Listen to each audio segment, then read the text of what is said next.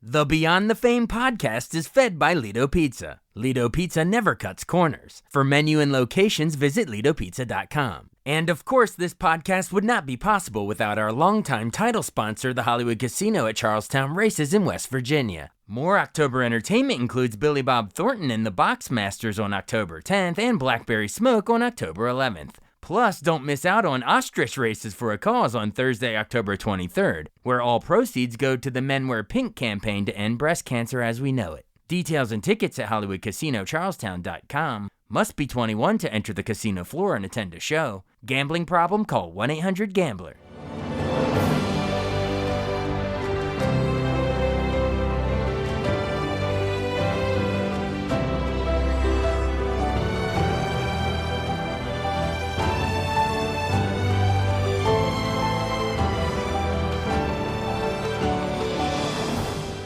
Welcome to the newest episode of Beyond the Fame with Jason Fraley. I'm your host, Jason Fraley, picking the brains of the top filmmakers, musicians, and artists of our time. Oscar-winning actor and filmmaker Billy Bob Thornton brings his band The Box Masters to Hollywood Casino at Charlestown Races in West Virginia this Friday, October 10th. I caught up with Billy Bob and bandmate JD Andrew to promote the show and their newest album, Pepper Tree Hill, before ending with some rapid-fire questions on Billy Bob's most famous TV and movie roles. Hey, Billy Bob Thornton and JD Andrew. Hey, thank you so much for joining us today. Happy to be had. We just woke up, so yes, mouths and brains have not connected yet this morning. It's okay. We'll get them connected for you here. I'll share my coffee, my caffeine with you through the screen here. We'll pep you up. I should say thanks for joining us again, because we spoke in 2017 from a different tour bus. I think you were touring T-surfing in Annapolis and DC, right. But now you're coming to the Hollywood Casino at Charlestown Race in West Virginia this Friday, October 10th. And you have two albums you dropped this year, right? Back in February it was Missing a Heart, and the newest one is Pepper Tree Hill. It just dropped in July. So are those two albums from this year? Are those basically most of the set list? We do two from Pepper Tree Hill. And a couple from Missing a Heart also, right? You know what? I'm trying to remember what songs are on which records. We know. Well, it's your 19th now, so yeah.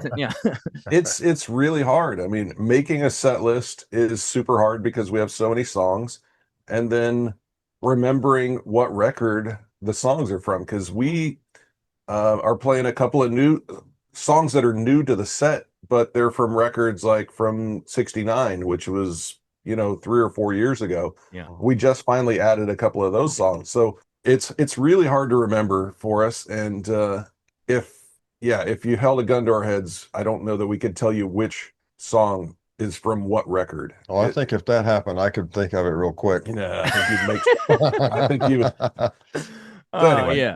Yeah, it's the set list is a mixture of songs from all kinds of different records over the years, but always making sure that we play some of the new ones too. So between Missing a Heart and Pepper Tree Hill, there's probably about 5 at least in the set. Okay. It's good that we're going to hear the sprinkling of all the hit songs from over the years, because that's what your hardcore fans want to hear, their favorites from all 19 albums. But I want to give you a chance to plug the new stuff if you want, Pepper Tree Hill. What's in the name? Isn't that like your recording studio, like your Abbey Road? Yes, that is. It is actually. The studio is on our property where we live, and the house is at the top of the hill, studio's at the bottom of the hill, and the driveway that goes up the hill is lined with pepper trees. So we named it Pepper Tree Hill. So we thought, well, you know what? It's got kind of a little Beatley feel to it anyway because of pepper. It wasn't intentional. Oh, but, Sergeant Pepper Tree Hill. Yeah, exactly. Yeah, it was not intentional, but it's funny. The record was pretty influenced by those records of theirs, like the Abbey Road record and Sergeant Pepper and things like that. I mean, they're not like instantly recognizable as influenced by the Beatles, but you if you dig in there, you kind of hear the influence. It's peppered in there. They're peppered in there. Yeah, exactly. And we were fortunate enough to have we're friends with Herb Alpert, and he played trumpet on the actual title track, Pepper Tree Hill, which is a great honor for us. Our old guitar player, Brad Davis, played on that song too. And yeah, we're real proud of the record, and it's doing very well. So we're very happy with it. Awesome. I like that. All right. So a little Beatles, Sergeant Pepper in the title, a little bit of, well, I guess you find your thrills on Blueberry Hill, but here it's Yeah, Pepper Tree Hill. So, okay. It's a little, exactly. it's evoking that era of early rock and roll. I love it. Uh, Exactly. well, cool. Well, you mentioned former bandmate, but I wanted to follow up on our last call. Is Meat Sweat still in the band? Well, it's an interesting thing actually that you bring that up, especially when we're talking about West Virginia. Uh, Let's go. so the original Meat Sweats, and he got his name from trying to eat the 72-ounce steak at the Big Texan in Amarillo. Yeah. And JD was out playing golf, and we were talking on the phone. And JD said, "Don't let him eat that steak. He'll get the meat sweats." So that's why we started calling him that. His name was Eric. Eric But Rhodes. yeah, Eric Eric. Rowe. Oh, okay. Drummer. Yeah. And so one way or the other, Eric got married and moved to New Mexico and all these things. So he's no longer in the band, but our live drummer now is equally substantial in terms of his girth. And he uh, we call him Meat Sweats Junior, Meat Sweats 2, Baby Meat Sweat. Baby Meat Sweats. So this is like the Meat Sweats replacement, but we still use the term for Nick. His name is Nick Davidson, and he's a great kid. But the reason I bring up the West Virginia thing is because when we were going through the mountains in West Virginia, when the original Meat was in the band, Yeah. uh, in the middle of the night, we hear something that sounded like a bomb hit the bus. And what it was Meat Sweats. He slept in the top bunk, which is, 3 bunks up. Yeah. And it was him falling out of his bunk Oh no. in West Three Virginia. stories down, bunk wise. Yeah. Yeah. And so once we found out he was alive, we then took him to an emergency, like urgent care hospital thing or whatever. Yeah. And he got his head stapled there in West Virginia. So Oh, all right. Yeah. So he's got a little pieces of West Virginia probably Yeah. in his DNA and his scalp now. Yes, that's right. So it's a homecoming in a way. Yeah. Hopefully I we don't assume you're lose on a tour anybody. bus now. Like this is a tour bus? Yes. We're on right- Yeah. Yeah. Where are This we? is Where are you definitely currently? tour Which bus. cities? Which highway? We're in Ohio right now. Oh, okay. Okay. Yeah, we're in Marietta, Ohio. All right. Well, you're not too far from us at this point. A little Too PA far. Turnpike No. coming on in, or West Virginia. Let's Yeah. go. You're almost here. Careful with that top bunk, though. Yeah, we don't need Yeah. Oh, yeah. staples in your all's heads either. All Well, right. the new meat sleeps on the bottom bunk like I do. Oh, so you learned Yeah. your lesson. Not as far to fall if you roll out in the middle of the night. All right. Yeah, keep bandmates low. Keep crew guys a little higher. They're a little more if we lose a crew member along the way, we can pick up somebody there. I love it. I love it. Well, you were talking about the music that inspired the albums. Let's go a little into when you all were little baby meat sweats, all of you growing up. Bill, I want your musical influence growing up. So Billy Bob, you were born in Arkansas in '55, is Yeah. that right? So that's Arkansas. James Dean Rebel Without a Cause year. A year Yeah. before Dean started climbing them oil rigs and giant Mr. Landman.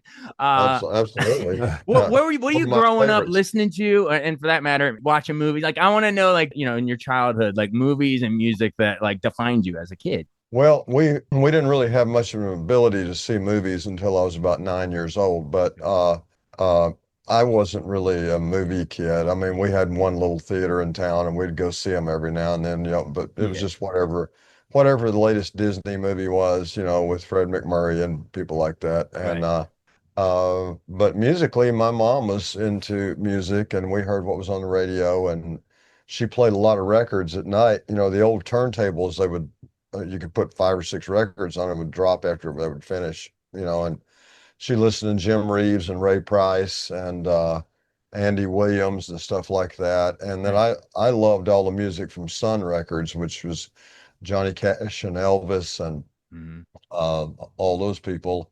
But then when the British invasion hit, that's really when I said, that's what I'm going to do forever, right there.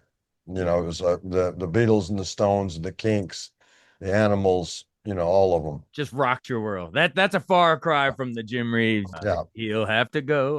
That was him, That's right? right. Yeah. But that blew your mind. How about you? About you, JD? So you were born '73 in Salina, Kansas. That's whenever I hear that, I think in Yes. Hitchcock's Vertigo. That's where Judy, Kim Novak Part 2, says she's from Salina. Oh, yeah. Anyway. What were you listening to growing up?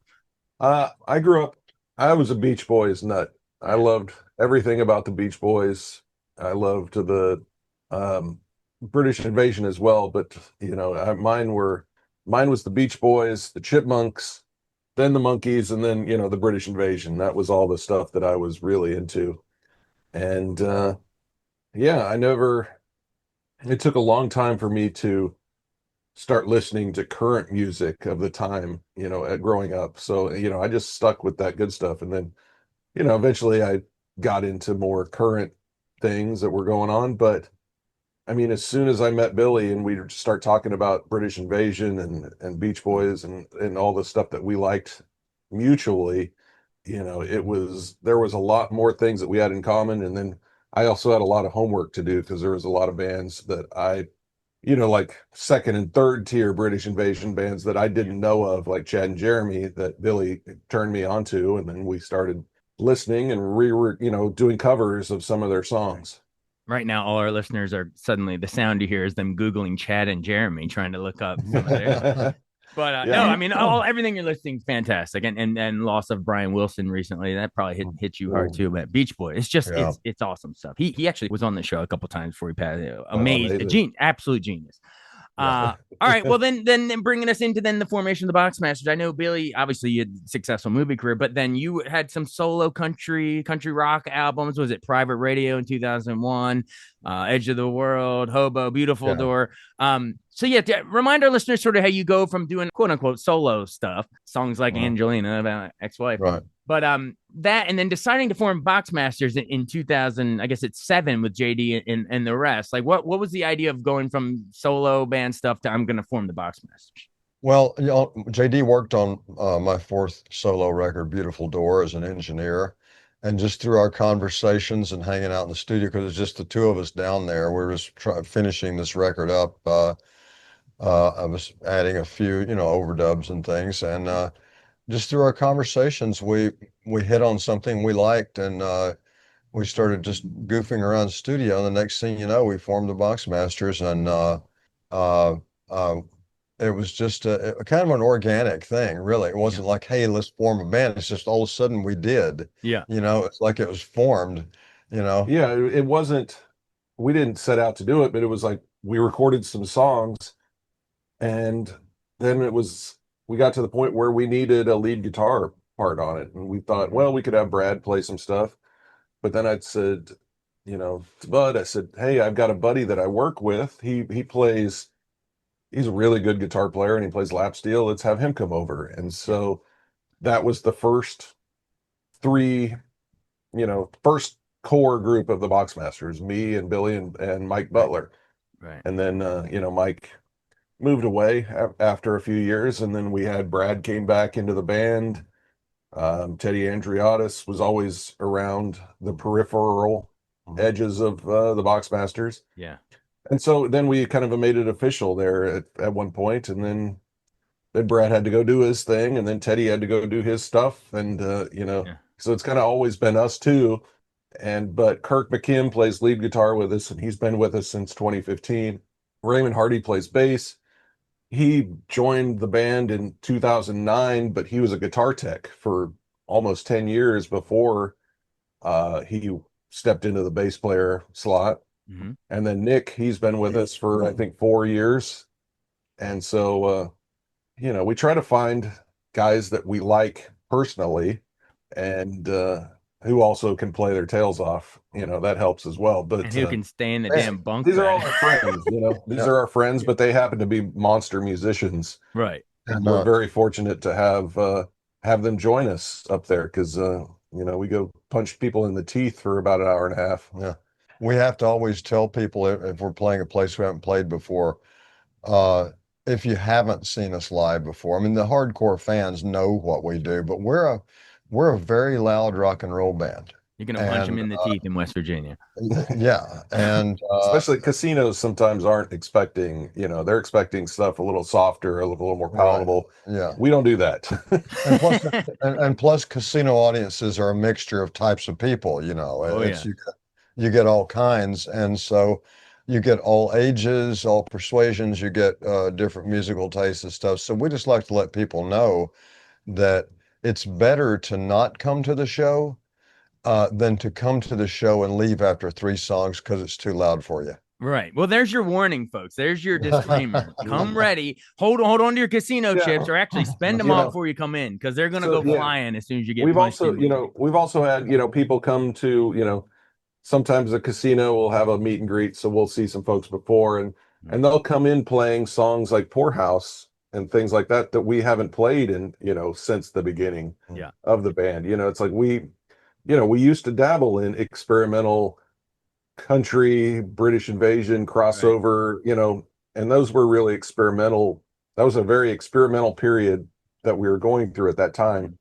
These days we're just a rock and roll band. We're very, very verging on punk, and it's loud and it's aggressive and it's rock and roll. It's those, other bands that we love as well, like it's got Almonds and Deep Purple and Kinks. You got the attitude of the Kinks running through kind of everything we do.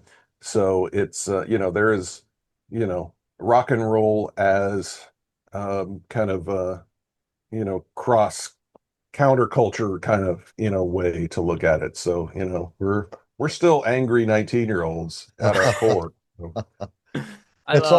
It's also original music. That's the other thing people know. I mean, we have 19 albums of stuff that we've written, and we do one cover, and that's our encore song. Are we allowed to tease what it is? No, actually, make them come to the show and find out. Exactly. Make them come, because if we don't play it, then they go, "Where was the cover song?" It's like, exactly. It's not one they've ever heard anyway. They'll think it's new. But no, it's 19 albums. It's a good problem to have. 19 albums worth of songs to choose from. It's awesome. And thanks for charting the evolution of the band. I had a bunch of questions about the different eras and all the albums, but you kind of already went there, so I appreciate it. Hey, I know we're up against the clock, and I really appreciate you joining us and plug in the music. But if you don't mind, in the final seconds here, do you mind rapid firing with me a little bit about some of the film and TV stuff? This is how I do it with the Bacon Brothers. When Kevin Bacon and his brother come on, we talk about their music, they're coming, and in the end, we just rapid fire one word answers or something. You game? Rapid fire away. Go for it. Just a one word or a phrase. Just keep it quick. All right. No. Start with Billy Bob. Sling Blade. Win your Oscar for adapted screenplay. Nominated for actor. Probably should have been nominated for director if I say so myself. But Sling Blade now, Always in my heart. I love it. Go into the character and just sit there. Yeah, right. Exactly. All right.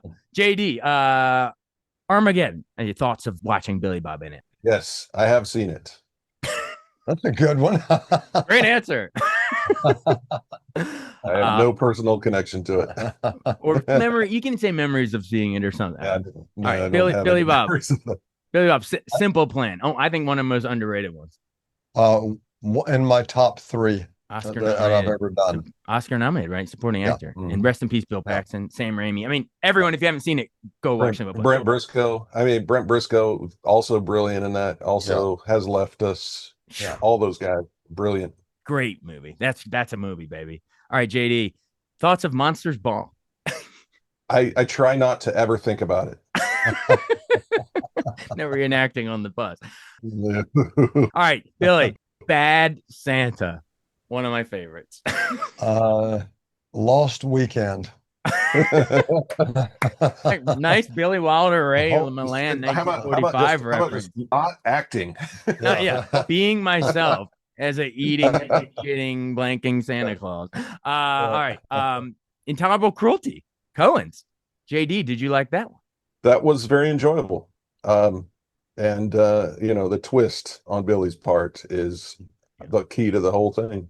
The ex-husband, Catherine Zeta-Jones. Yeah, it's a great little role. I don't want to spoil it. All right. Love Actually? President? A check every Christmas. Nah, nice. The royalty rolls in. All right, now this one, this is gonna make me cry as a former, footballer who made it to the state championship at Raven Stadium and we lost. So this ripped my heart out. Your locker room speech, Billy. in Friday Night Lights 2004. There's no truer speech. Just look each other in the eye and hold each other in your hearts, because forever is about to happen in just a few minutes. I'm getting chills right now. But Billy, did you, or JD, did you ever play? Did ball, high school, any? Did that connect on a gut level? We both did. Yeah. Yeah. We were baseball players mainly. Yeah. I played football too, but yeah. I mean, Those the difference teammates, you never between- play again after that. And those are your brothers.